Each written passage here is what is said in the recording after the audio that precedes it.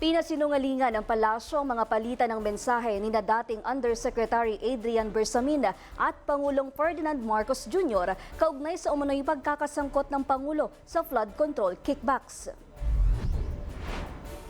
Ayon kay Palace Press Officer Undersecretary Attorney Claire Castro, walang katotohanan ng lahat ng mga paninirang ibinabato laban sa Pangulo. Inihayag din ni Castro na hindi mapipilit ng palasyo na pagsalitain si Bersamin upang ito mismo ang magpasinungaling sa mga balita.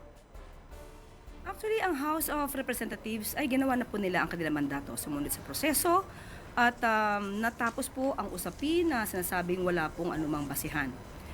Sa ngayon po, ang anumang pinapahid na issue ng korupsyon sa Pangulo ay atin pong pinasisinungalingan.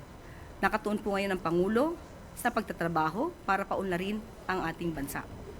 Ang anumang paninira ng walang anumang basihan ay hindi dapat nagamit or magamit na armas para pahinain ang tiwala ng taong bayan sa ating gobyerno.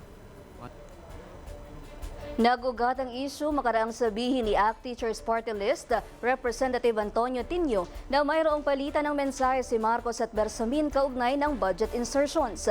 Sinigundahan naman ito ni Caloocan Representative Edgar Erice kung saan sinabi nitong mayroon niyang naipakita si Batangas Representative Leandro Leviste na umunoy mga mensahe ni Bersamin at Marcos sa isa't isa. Iginiit ni Castro na ang anumang pagbibintang ng walang basehan ay hindi dapat magamit upang pahinain ang tiwala ng publiko sa administrasyon.